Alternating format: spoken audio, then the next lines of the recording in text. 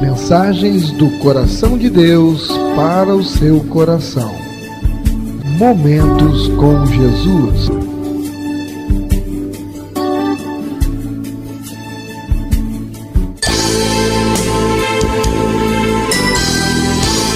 Igreja Batista Novo Horizonte.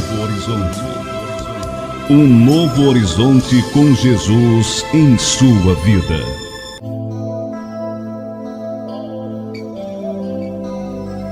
Porque a palavra de Deus é viva e eficaz, e mais cortante do que qualquer espada de dois gumes, e penetra até o ponto de dividir alma e espírito, juntas e medulas, e é apta para discernir os pensamentos e propósitos do coração.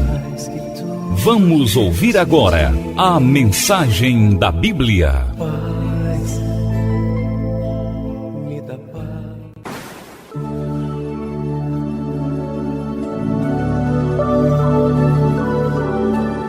Convido a amada igreja a abrir a sua Bíblia em Lucas capítulo 9, os versos dos 51 ao 56. Lucas 9, dos 51 ao 56. Amém, igreja? Podemos ler capítulo 9 de Lucas, dos 51 ao 56. Diz assim na palavra do Senhor: E aconteceu que, ao se completarem os dias em que devia ele ser assunto ao céu, manifestou no semblante a intrépida resolução de ir para Jerusalém, e enviou mensageiros que o antecedessem. Indo eles, entraram numa aldeia de samaritanos para lhe preparar pousada. Mas não o receberam, porque o aspecto dele era de quem decisivamente ia para Jerusalém.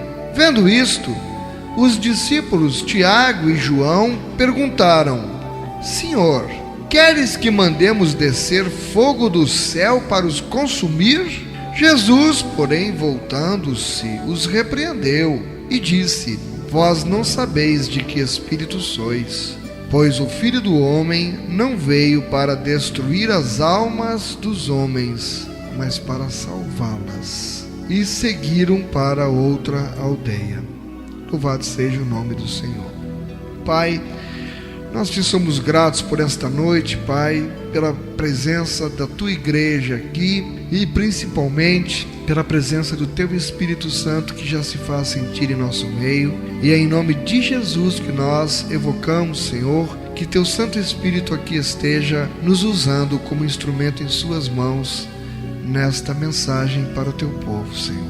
Venha nos ensinar a tua vontade para nossas vidas, Senhor. Nós te oramos e te agradecemos no nome precioso de Jesus. Amém. O vestibular do discipulado. Bem, aproxima-se aí o final do ano, e todo final de ano essa loucura no meio estudantil, vestibular. Hoje virou um monstro o vestibular, é muita gente disputando uma vaga, e são poucas as vagas nas melhores faculdades, os melhores cursos. É, na vida desses jovens, um momento decisivo, um momento importante de decisão, porque se não for aprovado no vestibular, é um sinônimo de fracasso, é sinônimo de dificuldades no futuro, de ter que se sujeitar, de ter que se conformar em aceitar um emprego com menor remuneração, ao passo que a aprovação no vestibular, por um lado, traz também alegria, mas traz também outras preocupações, porque qual é o curso? Esse curso realmente vai ser útil depois de formado? Nós vemos tantas pessoas hoje formadas e sem poderem exercer aquele curso que fizeram. Enfim, o final do ano está chegando, o vestibular também, e ao mesmo tempo nós também estamos vivendo num mundo cada vez mais tenebroso, cada vez mais difícil, em que os desafios a cada dia são maiores para cada um de nós. E aqueles que já conhecem a palavra e também aqueles que ainda gostariam de conhecer, sabem que para poder realmente almejar um lugar no céu, nós precisamos enfrentar algumas provas.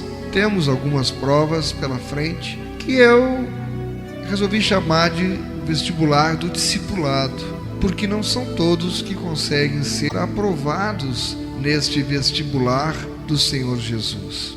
Não são aprovados. A palavra diz que muitos são os chamados, mas poucos são os escolhidos, porque na verdade são poucos os escolhidos, porque são poucos os que conseguem realmente passar neste vestibular.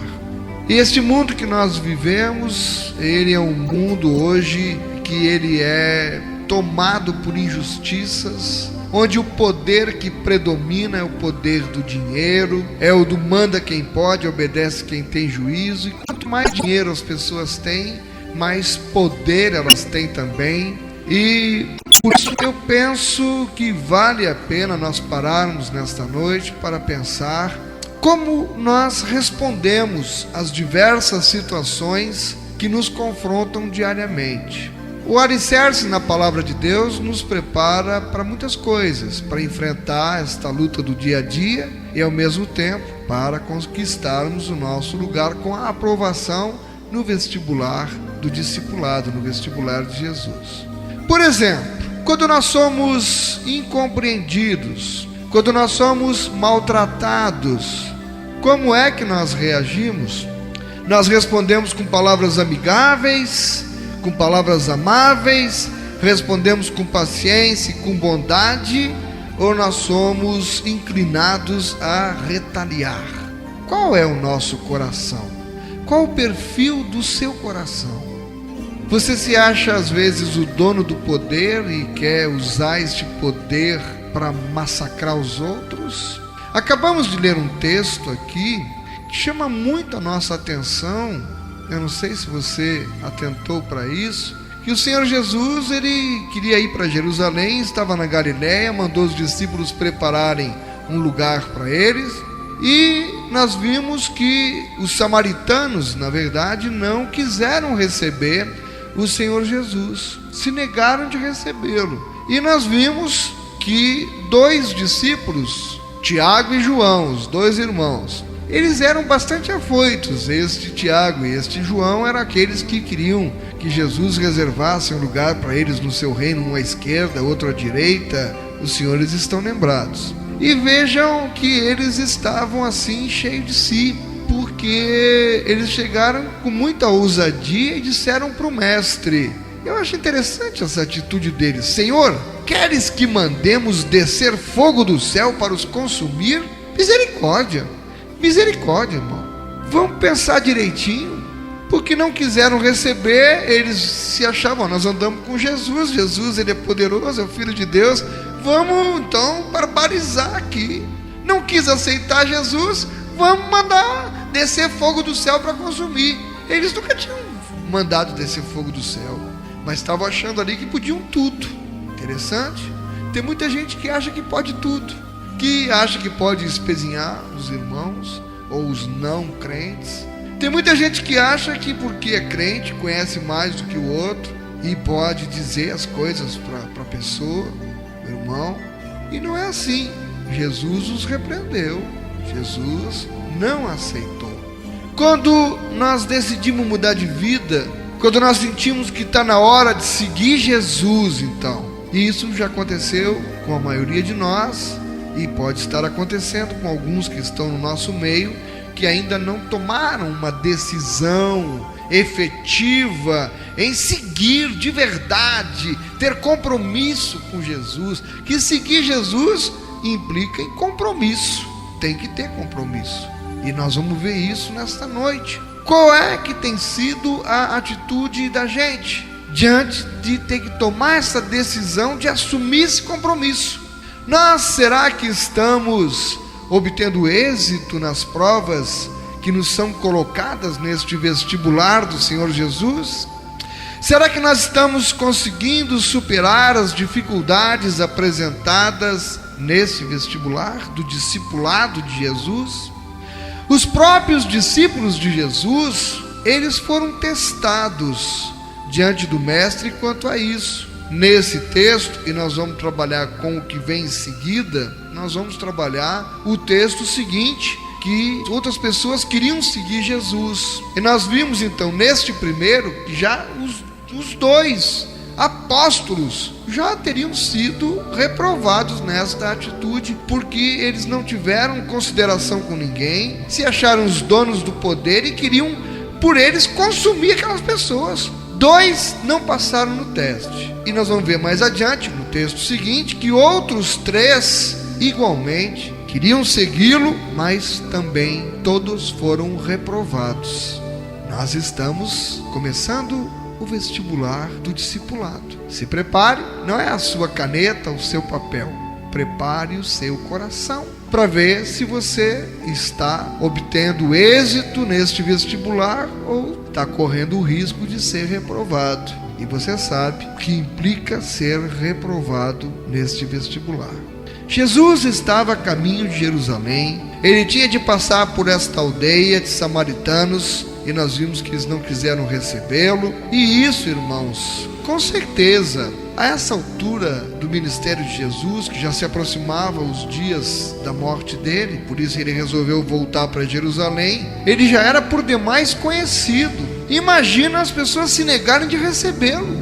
Mas é o que acontece mais hoje em dia, mais conhecido nesses 2000 anos que o Senhor Jesus se fez, e mesmo assim as pessoas continuam rejeitando, não querem recebê-lo, pelos mais variados motivos. Não está cheio de gente aí que não quer receber o Senhor Jesus?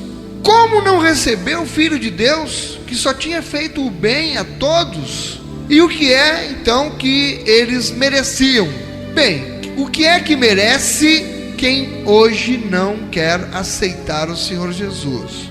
Nós sabemos o que é que está preparado para quem terminar a vida sem ter aceito o Senhor Jesus.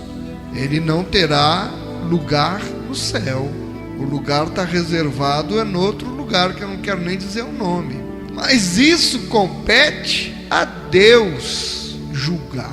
Não compete a nós, como não competia aos apóstolos. Eles julgaram, condenaram e queriam executar aquelas pessoas. Felizmente, Deus não nos trata assim, com esta severidade toda.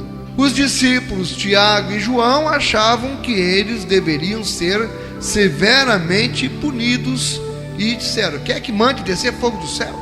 Se Jesus quisesse, ele mesmo teria feito, não precisava que eles estivessem se oferecendo. É engraçado como que às vezes para fazer o mal, até no meio do povo de Deus, a gente encontra gente disposta a fazer o mal para outro irmão. Como tem gente que já saiu das igrejas, eu mesmo vou falar por mim, só estou aqui hoje num púlpito porque a misericórdia do Senhor me alcançou, porque no meio de irmãos, o que eu encontrei de gente querendo me passar rasteira, querendo me derrubar, querendo me prejudicar, e até hoje ainda existe. E a gente se admira de Tiago e de João quererem fazer mal para aquelas pessoas, porque não quiseram aceitar Jesus. Se a gente saísse por aí, quer aceitar Jesus? Não. Eita, fogo do céu, queima agora. Tinha muita gente que dá aquela não quer aceitar? Eita, desce fogo agora, queima. Tá aí, pronto, não aceitou, pronto, vai, fica para lá. Não é assim, porque não é por violência, não é por força, é pelo Espírito de Deus. Não é por força. Não adianta eu pegar uma criança e trazer para a igreja. Até eu posso e devo fazer, porque a criança não tem discernimento ainda. Mas eu pegar uma pessoa adulta, já com 20 e tantos anos, e querer obrigá-la a vir para a igreja, é um absurdo. Eu estaria usando de força, de violência. E é pelo Espírito. Ou a pessoa vem trazida pelo Espírito Santo, ou então, se ela vier à força, vai ser pior, porque ela vai estar aqui, mas a cabeça está lá fora. A gente pode até prender o corpo, mas não prende a mente das pessoas. Se Deus, irmão, tivesse de atender a todo tipo de oração, olha, tem cada oração aí, e se Deus tivesse realmente que atender a todo tipo de oração, algumas delas que são iradas, cheias de clamor por justiça, que pode ser, na verdade, não um desejo que a justiça seja feita, mas pode ser um mero desejo egoísta de ver o outro sucumbir numa, entre aspas, merecida punição. Queima ele, Jesus, queima ele. Senhor, derruba ele desse ministério, Senhor, que dê tudo errado lá. Faça justiça. Ora, que justiça é essa? Se Deus tivesse que atender a esses tipos de oração, como seria? Irmão, e se Deus nos tratasse do mesmo jeito quando nós erramos? Fogo do céu caía na hora. Não tinha mais ninguém aqui, irmão. A terra já estava vazia a esta altura dos acontecimentos.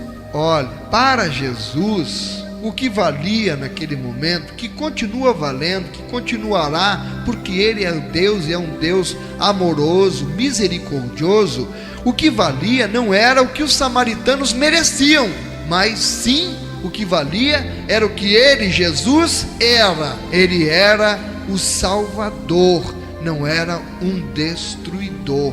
Ele veio, foi para salvar, não foi para destruir ninguém. Nós é que muitas vezes escolhemos o caminho da destruição, quando temos à nossa frente o caminho da salvação. Quem rejeita Jesus, rejeita a salvação e opta pela destruição eterna. É uma opção, temos o livre-arbítrio, mas Ele é tão amoroso que nos dá o direito de escolha. Estava evidente que o caminho mais fácil nem sempre é o menos custoso. E Jesus ensina que não são as atitudes erradas das pessoas que devem determinar como é que nós devemos proceder, mas sim o que nós fomos chamados para realizar. Essa frase é muito importante, vale a pena repetir para a gente fixar. Como nós devemos reagir não é com relação ao que as pessoas nos dizem ou fazem, mas é o que é que nós viemos aqui para fazer. A pessoa pode até me maltratar. Se eu vim para ganhar ela para Jesus, para pregar a palavra, não vai ser julgando, castigando, maltratando, reagindo da mesma forma que ela me tratou, que eu vou agir como um verdadeiro servo de Deus. Nós temos que nos manter fiéis ao que nós somos. E Jesus fez isso. Ele se manteve fiel ao que Ele era, um Salvador e não um destruidor. E a partir disso, quando nós nos mantivermos fiéis àquilo que nós somos e que Deus espera de nós, a partir disso nós estaremos com nossas atitudes glorificando o nome do Senhor na terra com aquilo que nós fazemos. Diz em Mateus 5,16: assim brilhe também a vossa luz diante dos homens, para que vejam as vossas boas obras e glorifiquem a vosso Pai que está nos céus. Quando as pessoas veem as nossas boas obras, a glória não é para nós. Nós estamos com isso permitindo que o nome do Senhor seja glorificado. Aleluia! E assim, queridos, que valores nós trazemos, afinal, nos nossos corações? Em uma parábola, Jesus explicitou, está em Lucas 6,45: o homem bom do bom tesouro do coração tira o bem, e o mal do mau tesouro tira o mal, porque a boca fala do que está cheio o coração. Como está o seu coração? Está cheio de quê? De coisas boas ou de coisas más? Jesus também ensinou em Mateus 7,18: pelo fruto se conhece a árvore, do modo que não pode a árvore boa produzir frutos maus e nem a árvore má produzir frutos bons. A sabedoria popular, ela expressa nessa mesma verdade de outro modo. É a sabedoria popular que diz: ninguém pode dar o que não tem e nem mais do que tem. E é uma verdade. Ninguém pode dar aquilo que não tem. Se não tem, como é que vai dar? Tiago, o irmão do Senhor, ele ensina que nós devemos ter cuidado com aquilo que nós falamos, principalmente, irmãos, em momentos de indignação. Por causa da indignação, se não tem cuidado com aquilo que fala, a gente pode causar muito mal para nós mesmos também, para outras pessoas, e é um efeito devastador. Um momento de indignação, não se segura. Olha o que Tiago nos ensina em Tiago 3, os versos do 7 ao 10. Pois toda espécie de feras, de aves, de répteis e de seres marinhos se doma e tem sido domada pelo gênero humano. E no 8: a língua, porém, nenhum dos homens é capaz de domar. é mal incontido, carregado de veneno mortífero. Com ela, com a língua, bendizemos ao Senhor e Pai, e também com ela amaldiçoamos os homens, feitos à semelhança de Deus. De uma só boca procede bênção e maldição. Ora, irmão, se no momento nós bendizemos ao Senhor e Pai, e no outro amaldiçoamos os homens que foram feitos à semelhança de Deus, isso é uma total inconveniência, porque nós indicamos que de uma só boca procede ao mesmo tempo bênção e maldição. Está errado. E ele continua, dos versos 11 ao 13, aqui em Tiago, no capítulo 3. Acaso pode a fonte jorrar do mesmo lugar o que é doce e o que é amargoso? É verdade, Ou a água é doce ou ela é amarga. Não existe uma fonte jorrando ao mesmo tempo água doce e água amarga. Acaso, meus irmãos, pode a figueira produzir azeitonas ou a videira figos? Tampouco fonte de água salgada pode dar água doce. Quem entre vós é sábio e inteligente? Mostre em mansidão de sabedoria, mediante condigno proceder às suas obras. Ô palavra abençoada.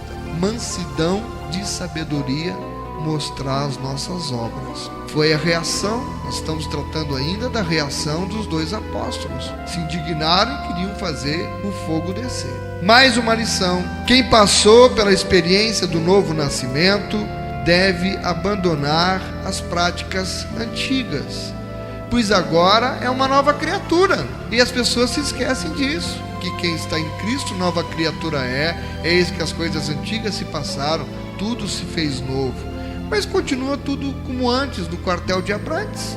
A pessoa tem que se lembrar e tem que dar vazão a esse mover do Espírito dentro de si, que ela é uma nova criatura, que foi criado segundo Deus, em justiça e retidão, procedentes da verdade. Para quê? Para viver de modo digno de Deus, a fim de que o Senhor seja glorificado em todo o seu proceder. Essas palavras não são minhas, estão na Bíblia, em Efésios 4, do 22 ao 24. Bom, voltando ao nosso texto inicial, nós vimos que já tem 2 reprovados aqui, no vestibular do discipulado. Tem mais 3 candidatos, agora vamos conhecê-los, mais 3 candidatos. Tomara que você não seja semelhante a um daqueles 2 que queria explodir. Tem mais 3 candidatos ao vestibular. Vamos conhecê-los. Será que não somos semelhantes a um destes? Na sequência, em Lucas 9, dos 57 ao 62, o Senhor Jesus, nós vamos encontrar agora aqui, pondo à prova 3 homens que queriam segui-lo. É o vestibular do discipulado. No trato com cada um deles, o Senhor ensinou que as situações da vida, elas servem de teste para demonstrar se nós estamos ou não preparados para sermos seus discípulos. Vamos ler Lucas 9, dos 57 ao 62. Diz assim: indo eles caminho afora, alguém lhe disse, mais um candidato aqui, seguir-te-ei para onde quer que fores. Mas Jesus lhe respondeu: as raposas têm os seus covis e as aves do céu ninhos, mas o Filho do Homem não tem onde reclinar a cabeça. Vamos conhecer o segundo. A outro, Jesus disse: segue-me, no versículo 59. Ele, porém, respondeu: permite-me ir primeiro sepultar o meu pai. No verso 60, mas Jesus insistiu: deixa aos mortos o sepultar os seus próprios mortos. Tu, porém, vai e prega o reino de Deus. E ele encontrou o outro, e ele chamou, e o outro disse: seguir-te-ei, Senhor, mas deixa-me primeiro despedir-me dos de casa. Veja que interessante, cada um tinha um pretexto, cada um tinha um motivo. E o texto diz: mas Jesus lhe replicou: ninguém que, tendo posto a mão no arado, olha para trás, é apto para o reino de Deus. Irmãos, o propósito de Deus em Cristo ter vindo aqui na terra é que não apenas nós sejamos salvos por Ele, mas também que nós sejamos seus seguidores, ou seja, que nós sejamos seus discípulos. Contudo, um verdadeiro discípulo de Jesus é alguém disposto a encarar as provas deste discipulado. Tal qual um estudante somente ingressa em uma universidade se ele for aprovado no vestibular, assim também o crente somente pode fazer parte da escola da vida de Jesus se ele for aprovado nos testes do seu vestibular. Pois bem, e quais são estes testes? É o que nós veremos com esses 3 candidatos. O primeiro teste é o das lutas e dificuldades. Os versos 57 e 58. Indo eles caminho fora, alguém lhe disse: seguir-te-ei para onde quer que fores. Mas Jesus lhe respondeu: as raposas têm seus covis e as aves do céu ninhos, mas o Filho do Homem não tem onde reclinar a cabeça. O que isso quer dizer para nós? Que tem lutas e dificuldades. Esta é a primeira prova. Você está disposto a passar por essas provas das lutas e dificuldades? Esse primeiro homem, ele ficou entusiasmado com Jesus e ele quis segui-lo. Foi iniciativa dele: eu seguir-te-ei para onde quer que fores. Mas Jesus mostra quais eram as reais intenções daquele coração, meus irmãos. O Senhor percebeu que segui-lo seria algo insuportável àquele homem. Por quê? Porque ele não tinha firme propósito naquilo que ele disse para Jesus. Quantas vezes nós dizemos para Jesus: seguir-te-ei, Senhor, o resto da minha vida. E na semana seguinte já estamos lá, não é bem assim, eu tenho outras coisas para fazer, eu mudei de ideia. Seguir-te-ei, mas não tem firmeza no propósito. E aquele homem, na verdade, ele estava apenas fazendo um teatro. Ele queria talvez impressionar os outros. Ele teve apenas uma mera emoção. E isso acontece muito. O que eu achei interessante aconteceu aqui, a última conversão que nós tivemos. Eu não fiz apelo não. Terminou o culto, ela chegou e nos procurou e disse: eu vim aqui hoje que eu quero aceitar Jesus. Quero. Olha, aquela tinha firmeza. Ela diz: há muito tempo que eu venho sentindo isso e hoje eu vim aqui com essa decisão. Nós chamamos uma família que queria ser congregado aqui. A família veio para o altar e o Ivan subiu junto. E aí nós achamos que o Ivan fazia parte da família. Aí aqui em cima foi que nós descobrimos que não. E afinal, se você não é parte da família, o que você veio fazer quando nós chamamos família? É porque eu quero aceitar Jesus. O que é? Eu quero aceitar Jesus. Esse tipo de conversão é o que realmente a gente nota que há a vontade, o compromisso, porque o Ivan se firmou. Jesus percebe essa questão. Às vezes a pessoa faz um teatro, e isso acontece muito. O que aquele homem teve foi uma mera emoção passageira. Ele ficou impressionado com Jesus, ficou entusiasmado, ficou emocionado, e não há nada errado com a emoção. Não há nada errado com o entusiasmo. Só que estes sentimentos, irmãos, eles não têm nada a ver com lealdade, não tem nada a ver com compromisso, não tem nada a ver com arrependimento, e não tem nada a ver com conversão. Emoção, entusiasmo. Passou a emoção, passou o entusiasmo, acabou. Conversão é diferente, não é emoção, não é entusiasmo, é firmeza no coração. No momento das lutas, no momento das dificuldades, a emoção e o entusiasmo não sustentam a fé de ninguém. Não sustenta. Emoção, entusiasmo não sustenta a fé. A verdade é que nem sempre nós encontraremos facilidades enquanto andamos com Jesus. Nós poderemos encontrar lutas, poderemos encontrar dificuldades. Até as raposas têm onde ficar, as aves do céu têm os seus ninhos, mas o Filho do Homem não tem onde reclinar a cabeça.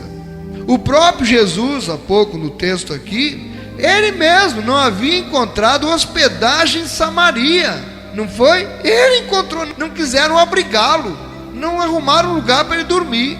Ele mesmo encontrou, tá vendo? O evangelho de Jesus, ele não é o evangelho água com açúcar ou o evangelho das facilidades que alguns andam pregando por aí e que tem contaminado, infelizmente, o entendimento até dos crentes. Esse falso evangelho tem gerado, irmãos, crentes ignorantes, no sentido de ignorar, de desconhecer.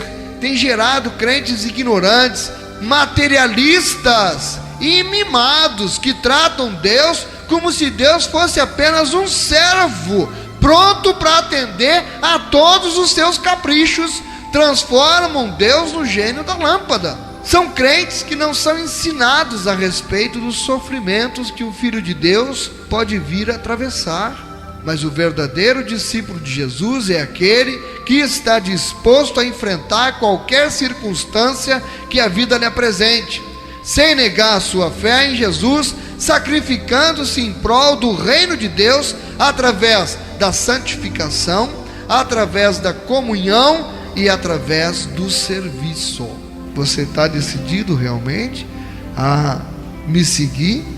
Em outra passagem ele disse: aquele que quiser vir após mim, negue-se a si mesmo, tome a sua cruz a cada dia e siga-me. A renúncia no discipulado de Jesus, ela envolve a entrega plena e total do que há de melhor em nós ao Deus vivo, não importando as circunstâncias que estão ao nosso redor. Por isso ele disse: eu não tenho onde reclinar a cabeça. Você quer me seguir? Esteja preparado para enfrentar as lutas e os problemas. Quando a gente está preparado, enfrenta. E pode deixar vir, irmão, o problema, a tempestade, a gente resiste, porque tem convicção de fé. O segundo teste é o da prioridade do coração, os versos 59 e 60.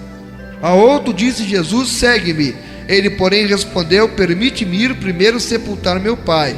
Mas Jesus insistiu: deixa aos mortos os sepultar os seus próprios mortos. Tu, porém, vai e prega o reino de Deus. Sepultar o pai? Algumas pessoas pensam: ah, mas o pai dele estava morto, maldade, ele deveria deixar que ele... Não, não estava morto não. Deixa-me primeiro sepultar meu pai. Então, eu vou te seguir, mas eu vou esperar que meu pai morra, para depois eu te seguir. Mas Jesus disse: segue-me.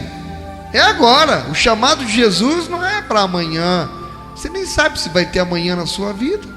O chamado de Jesus é agora, já. O povo fala muito em Zaqueu. Desce a ripa em Zaqueu, que Zaqueu era ladrão, que era isso, que era aquilo. Mas Zaqueu era um publicano. Levi, Mateus, que escreveu o Evangelho de Mateus, era publicano também, e estava trabalhando lá na coletoria, arrecadando impostos. E Jesus olhou para ele e disse: segue-me.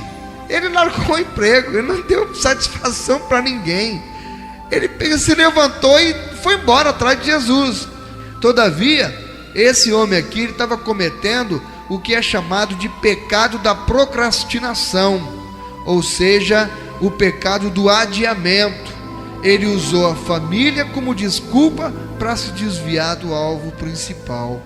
Nesse caso, Jesus então ensina que nós devemos uma lealdade a Deus, e que essa lealdade ela é maior do que a lealdade que nós damos à família ou aos amigos.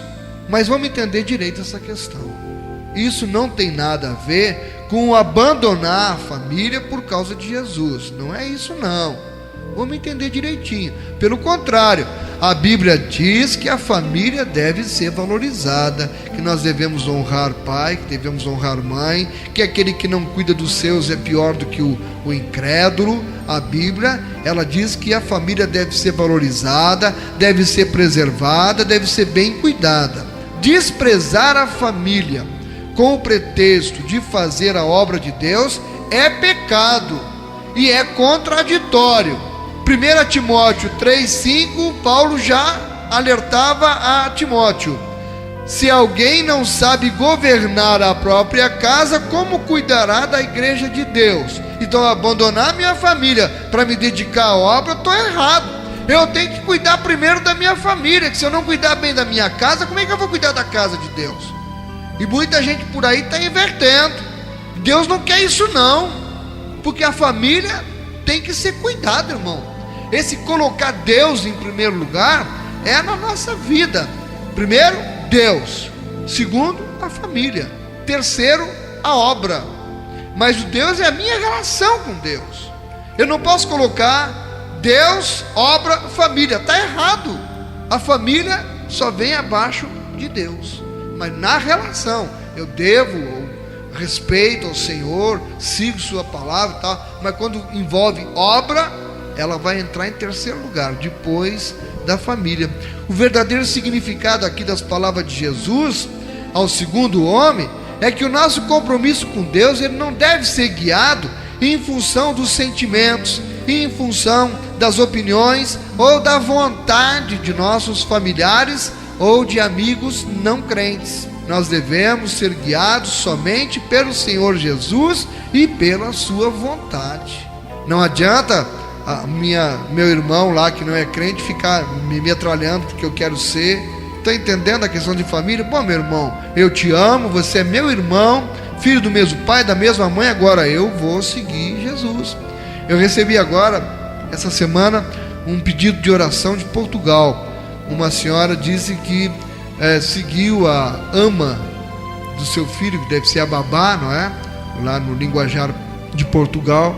E o marido pegou e disse para ela que ia deixá-la. E deixou. E ela pedia orações porque ele tinha colocado a condição para ela que só voltava quando ela deixasse de ir para a igreja. Ou ela deixava Jesus e ele voltava, ou então ela que escolhesse Jesus e ele ia ficar fora. E a mulher me pedia uma opinião. Sem querer julgar, mas o marido já estava com a outra. Está na cara, né? Apareceu uma outra de uma hora para outra? Não. Ela apareceu do nada. Ele apenas usou aquilo ali como um pretexto para deixar a mulher. Ele queria deixar e não tinha um pretexto, e arranjou. Eu disse a mesma coisa para Dalmira: ou você deixa Jesus, ou eu deixo você. E 3 vezes eu disse isso, e 3 vezes ela me respondeu: você quiser me deixar, você é quem está dizendo, eu não deixo Jesus. E eu saía e voltava acidentado. As 3 vezes que eu saí, 3 vezes voltei acidentado. E ela não negou Jesus. E por isso eu estou aqui hoje pregando, que Deus deu vitória, a perseverança dela. Essa é a questão do relacionamento com a família. O que fica implícito nesse ensino de Jesus é que quando nós somos pressionados, irmão, por familiares e amigos que não conhecem a Deus, a negar a nossa fé, a negar o nosso compromisso com Jesus, nós devemos fazer uma só escolha: nós não devemos negar Jesus e priorizar a vontade dele na nossa vida, custe o que custar, que Deus tem vitória com certeza. Não negue a Jesus. Por isso o Senhor nos ensina que nós não podemos ser dirigidos pelos mortos espirituais, e sim pelo Deus vivo. Terceiro teste e último é o teste da fidelidade com santos objetivos. Versos 61 e 62.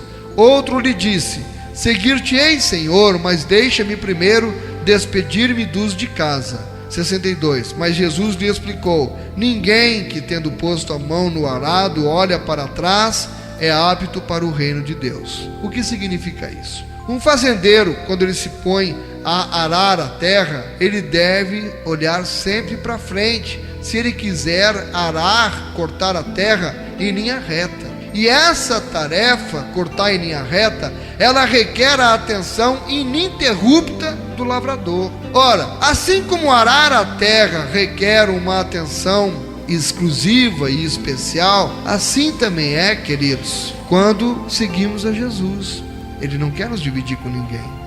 Por isso, Jesus compara a atitude desse terceiro homem com a do lavrador que olha para trás. Quando ele olha para trás, ele não vai cortar direito a terra que tem que cortar. E o Senhor percebeu que o ato daquele homem não era um ato de respeito à sua família, não. Era, na verdade, uma atitude malandra para se esquivar do discipulado de Jesus. Eu vou ali me despedir da minha família e já volto.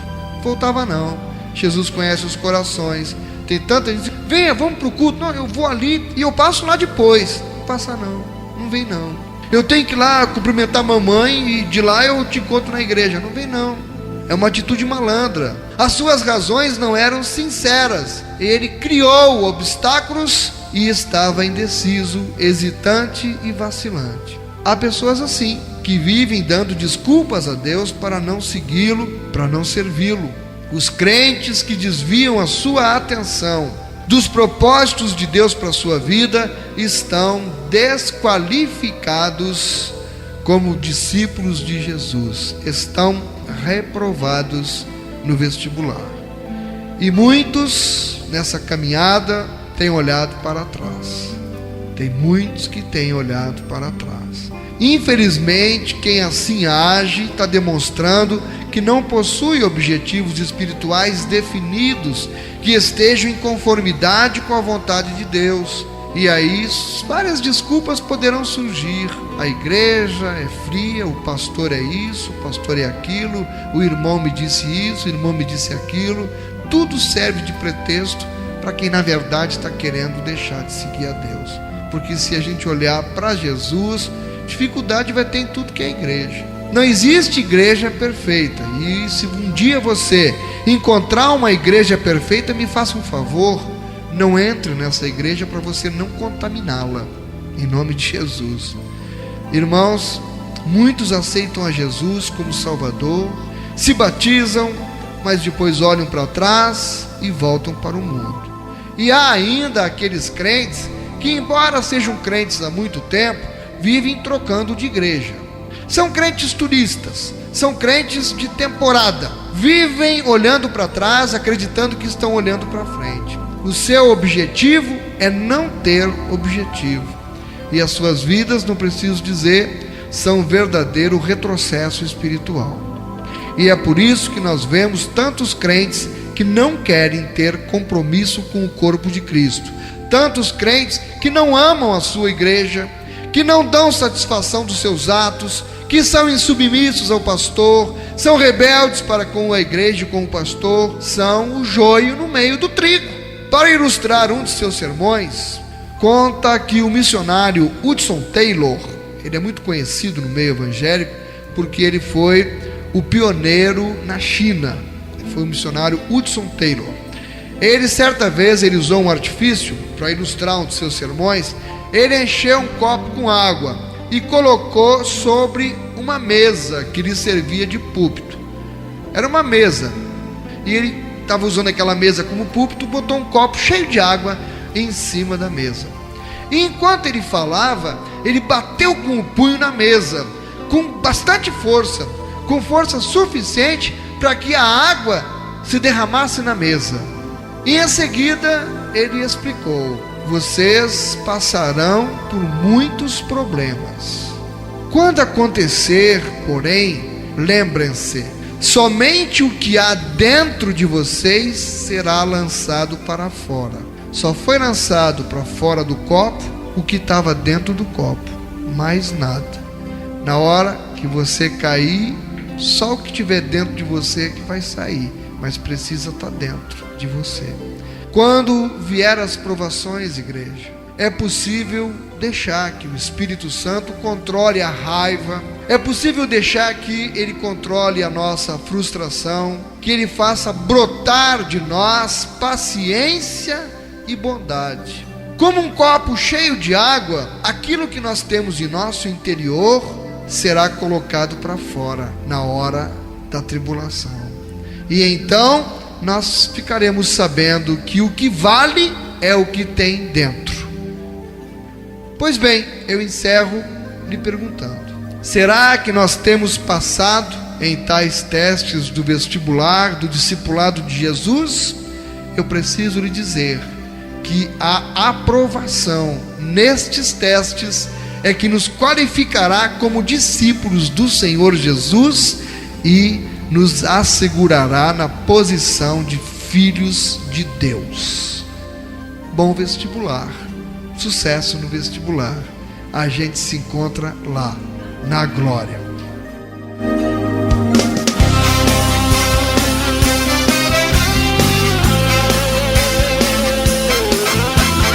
Programa Momentos com Jesus.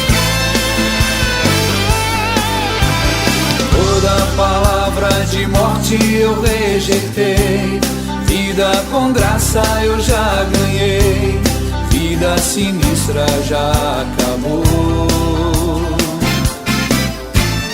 Todas as portas de Deus se abrirão pra mim, toda armadilha já teve fim, minha vitória já começou. Nunca mais chorar, nunca mais sofrer, nunca mais vou me abater. Deus me levantou e já me mostrou o caminho pra vencer. Fui aprovado, eu faço parte da vitória, vou seguindo de glória em glória. Foi pela graça que eu consegui chegar aqui. Fui aprovado, eu faço parte da vitória, vou seguindo de glória em glória. Só pela graça cheguei aqui.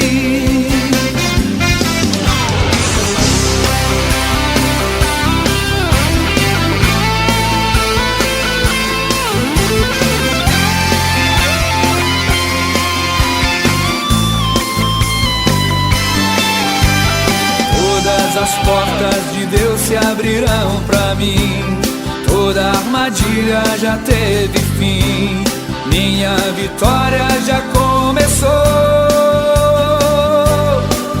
Nunca mais chorar, nunca mais sofrer, nunca mais vou me abater.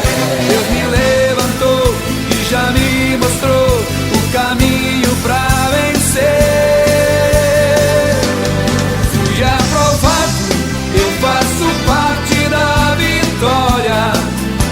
Seguindo de glória em glória, foi pela graça que eu consegui chegar aqui. Fui aprovado, eu faço parte da vitória, vou seguindo de glória em glória. Só pela graça cheguei aqui. Fui aprovado, eu faço parte da vitória, vou seguindo de glória em glória. Foi pela graça que eu consegui chegar aqui. Fui aprovado, eu faço parte da vitória, vou seguindo de glória em glória. Só pela graça cheguei aqui. Fui aprovado, eu faço parte da vitória, vou seguindo de glória em glória. Foi pela graça que eu consegui chegar aqui. Fui aprovado. Programa Momentos com Jesus.